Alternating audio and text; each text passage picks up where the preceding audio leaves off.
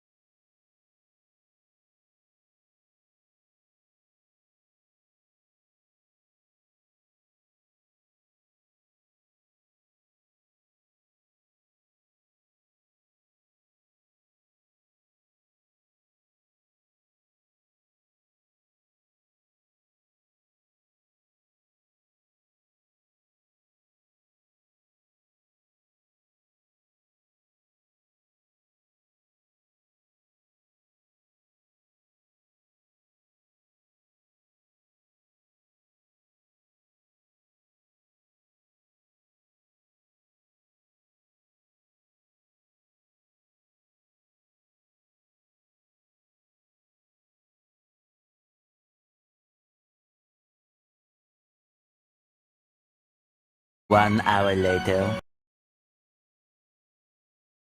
Thing I wanted to quickly point out before we get into the square lashing is the props I'm going to use for demonstration are dowel rod and paracord. Please don't use this when you're building weight-bearing structures. It will slip and it will cause your structure to fall apart because of that. Use sisal rope or natural fiber rope and actual branches that you find in the wilderness. So that's really the applicable tools for this job. In scouting, when they're doing pioneering projects, they use cedar posts and cedar spars. That's really what's used for this. So just wanted to talk about that before we get into it. All right, the first step in tying a square lashing is to tie a clove hitch around the top spar. So when you're creating a 90 degree, which is what the square lashing is for, and you're joining these two spars together, you want the top spar to be where you tie the clove hitch onto. So if you're not familiar with the clove hitch, it's just a round turn around the object you're tying onto, crosses over the standing part of the line, and back underneath the working end, and then tighten. So as you can see, this is already slipping a bit, and that's just what I'm going to have to deal with here. So lay that across in a 90-degree fashion here. Make sure this doesn't slip too much. And what we're going to do is wrap around that bottom spar, across the top here, back around this side without dropping it. And once I get this first wrapping here, it's going to behave a little bit more. So that's what a complete wrap looks like. You're just weaving that around, and then you're going to make another pass here.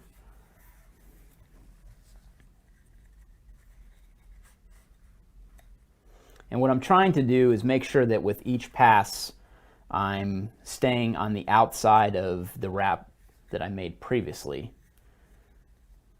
So here I would stay on the outside, and then inside here, because I started down here.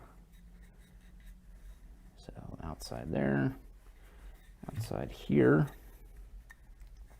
And once I get through 3 complete wraps, and I apologize for the squirreliness of this, but I'm trying to wrangle this as best I can with this slippery paracord. I just felt like this would be better for you to, easier for you to see. So I'm having to just tighten my clove hitch again. So once you get those 3 wraps all the way around, this is kind of what you should be looking at here.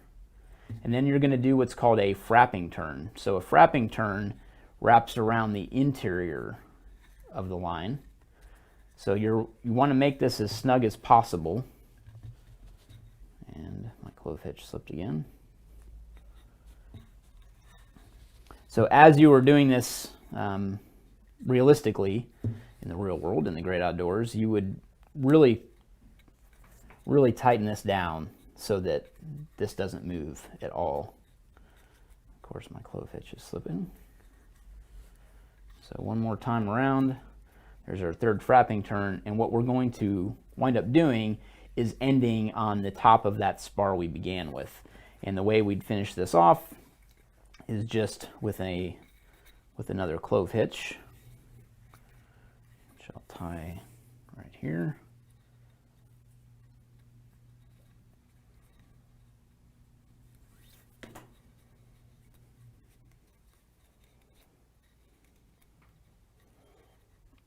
So there is our completed square lashing. As you can see, what we wound up with here is a clove hitch on the top, clove hitch on the bottom, or really we started at the bottom. And then we've got our frapping turns inside of here and our original wrapping around the spar there. To actually finish this up and clean it up, what you'd really want to do is take these ends and tuck them in. So I'd cut this paracord and just tuck it inside the wrapping here, and make sure that it was just hidden and not exposed, because if this obviously gets pulled on, even on the actual natural fiber rope and the wood that you'd have in the great outdoors, it would actually come apart there too. So that is A few inches later.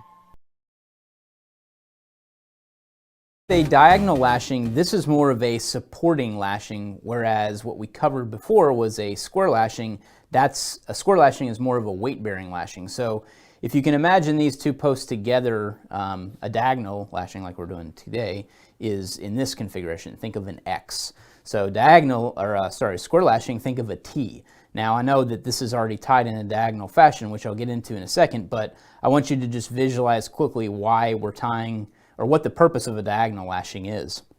So with the square lashing, you're actually putting force down onto the structure itself. So the lashing has to be different. Whereas a diagonal lashing like this is holding the weight more for flexing of a supporting structure. So if you can think of your weight-bearing structures on either side of this, and your square lashings being utilized on building a structure, this would essentially provide the support rather than the actual weight actually pressing down on this lashing. So just wanted to walk quickly through that. So as you can see in the configuration, I have this tied.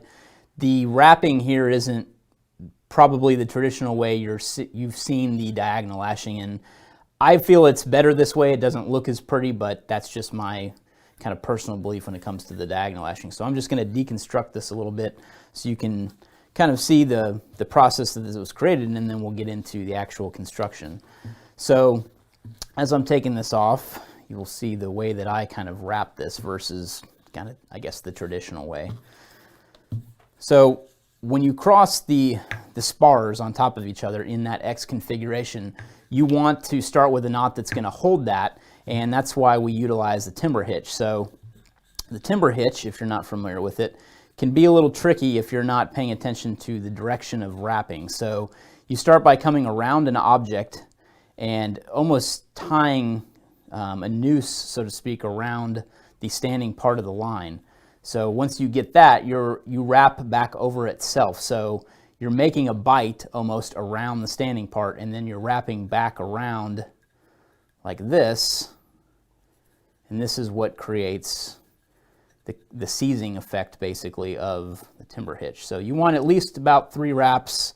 I typically sometimes have more, just, you know, there's really no incorrect way other than to have, you know, at least 3 on there. So as you start to pull this knot, you'll see what happens. So it actually seizes up on itself. It's a binding knot. So, and then, you know, you cross that X on top of this and you start wrapping. So traditionally you would wrap, you know, 3 times like this, then come back around and 3 times the other way. I like kind of alternating it. I feel like it secures and locks the knot in better. So I come this way, and every time I wrap, what I'm trying to do here is just come on top of the last wrapping. So this is going to come here, come down here again, there's coming on top of it there, and I'm just alternating this back and forth across the middle here. So once I get about 3 good wraps, as you can see here, I've got about 3, we'll start what's called frapping turns. So to start the frapping turns, you're going to come around and into the center here, locking the lashing. And you want to do at least 3 wraps here. And then to finish off the actual diagonal lashing, you are going to create a clove hitch. So clove hitch is going to come like this. I'm just going to tuck underneath this here.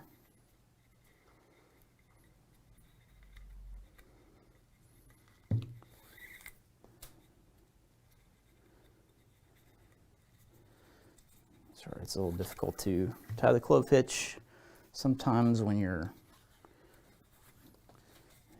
on a different diagonal than you're used to. So what I want is that to come right under here. And I'm a pattern person, so if I can't see the pattern, I think I did it wrong, which I really didn't, but there's your clove hitch. So again, with paracord and these pieces of wooden dowel rod, it's not the best for paracord, so please don't ever use paracord with wooden dowel rod for lashings. It's just not very secure. As you can see, this slips a lot. You really want to use natural fiber rope, just like this here, and this is what you want to utilize with real pieces of wood. Cedar spars are the best to use with lashings and some natural fiber rope.